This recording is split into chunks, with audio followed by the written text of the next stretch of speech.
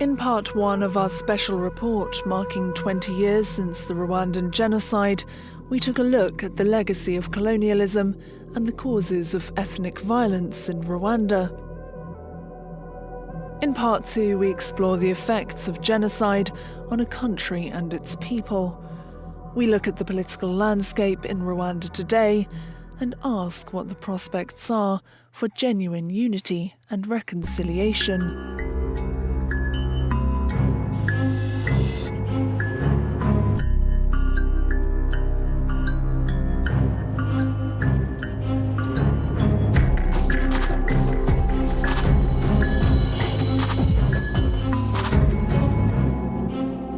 On capturing the capital city of Kigali, the RPF declared a ceasefire. An uneasy peace was made, but fear remained widespread. It is RPF which stopped genocide when the international community had abandoned the Rwandese. So it is the forces of RPF at that time which stopped the genocide. The fabric of our community here is a product of intermarriage. Therefore, it wasn't so hard to go through unity and reconciliation, because many of the soldiers, of the young boys who did liberate this country, being from the RPA, Rwandese Patriotic Army, quite good number of them, they're from this district. So coming back home again did contribute towards unity and reconciliation. In the days and weeks that followed, many of those who took part in the genocide, and many who didn't, fled to neighbouring countries.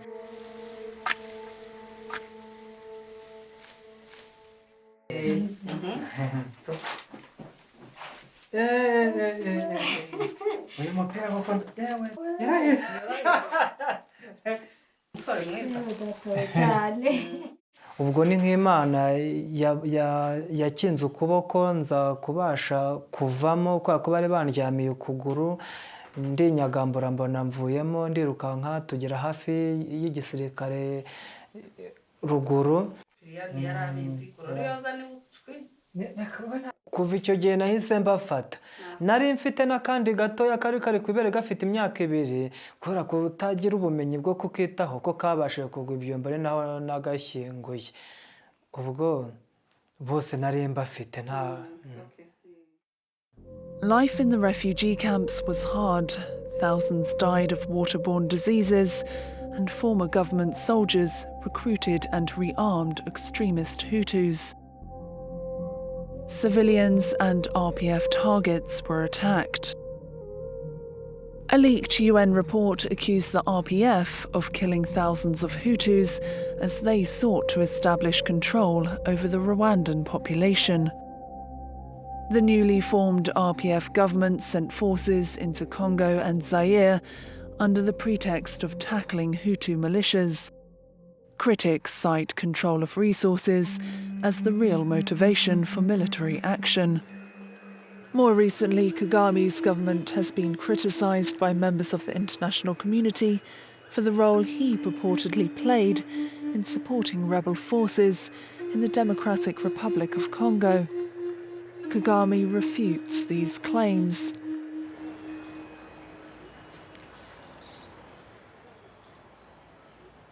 The role of the international community in the lead-up to and during those months of killings has been widely debated. Under President François Mitterrand, France armed and trained Rwandan government forces, turning, critics say, a blind eye to numerous human rights abuses. Reports have shown that in the Élysée Palace in Paris, President Mitterrand oversaw the Africa Unit, a network of military officers, businessmen, politicians and intelligence operatives who worked together to provide the Hutu regime with financial and military support during the early 1990s. Some of the big powers were helping the genocide, like the France, as I have said. They were helping in training, in financing, even on roadblocks. You could see some French soldiers who were asking for identity cards. While all the preparation of a genocide was going, the international community was present. And even when the genocide started, the international community, the embassies, the UN army who was really here for peacekeeping, everybody was seeing that genocide was being prepared. For us, Rwandese, the way we understand the role of international community, we are actually disappointed because in 1994, even slightly before, they were following all events in Rwanda. They were involved in what was happening. They knew that the RPF and the government were fighting. They are the ones who were facilitating the negotiations and so on and so forth. So they were following everything. And even the chief of UN army, he communicated to the UN office and to different embassies that genocide was going and was prepared and was going on. So not only there was no reaction from the international community, but even when the genocide started, so they left the Rwandan community, they left the country while they were seeing that people were being killed. They left very few soldiers, and even when they were going away, they refused to take away the Rwandese. They took away their cats and the dogs and left the Rwandese to die. The International Monetary Fund and the World Bank both intervened in Rwandan domestic affairs, imposing austerity measures that impoverished the Rwandan people and created social crises. In the United States, politicians demanded the reduction of a minimal UN presence in Rwanda, critics argue, to help bring about a descent into conflict that would provide the pretext for the RPF to challenge for leadership. Samantha Power, current US ambassador to the UN, has been critical of the role her government played in the genocide.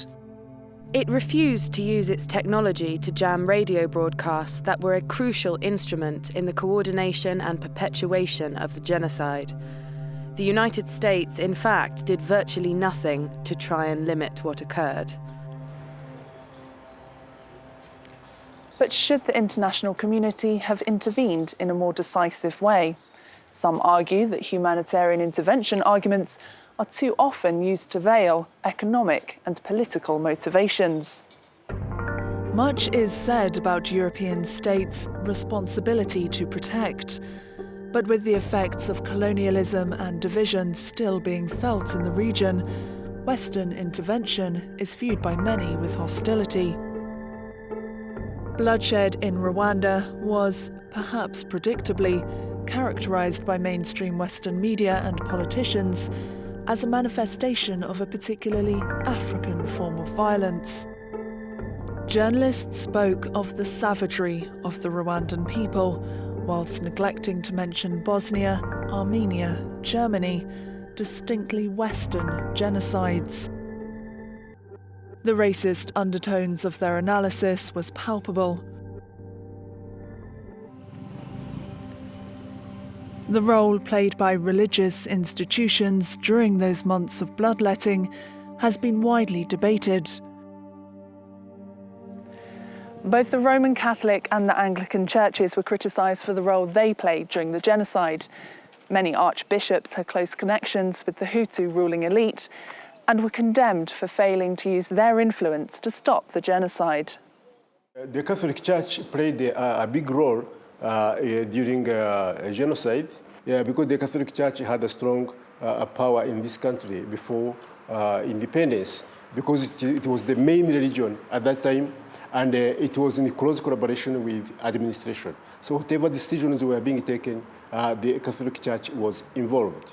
And even after independence, the Catholic Church became always powerful. Even during genocide, those who were killing others were so-called Christians. Even the other religions took a part, but the Catholic Church was, of course, more vocal than the other. Many Muslims were applauded for the role they played in helping those fleeing violence. During genocide, most of Muslims used to help people who were killed. The Muslim Rwanda with genocide,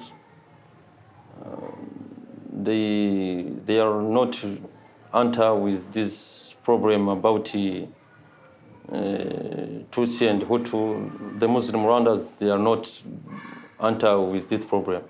My first neighbor was a Muslim, and she helped me a lot. When I was together with her, she used to give me something to eat, some cold water to drink.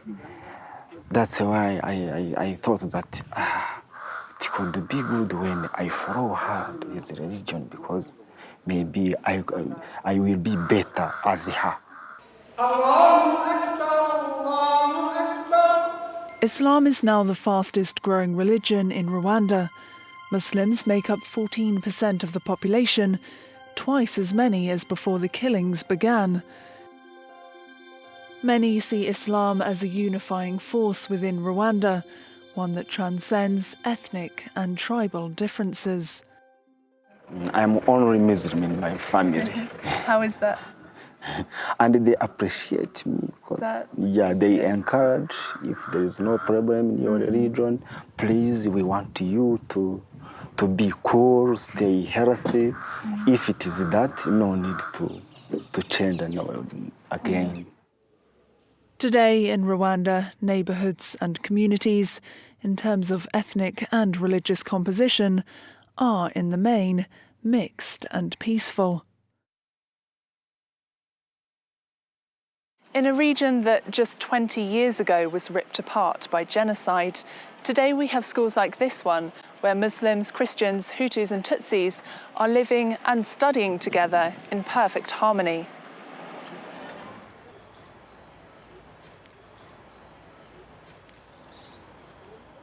Here we have Muslims and Christians, and we used to manage them. Every morning we gather here in assembly.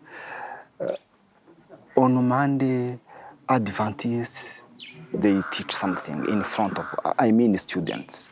Tuesday, Protestants. Friday, Muslims. Like that.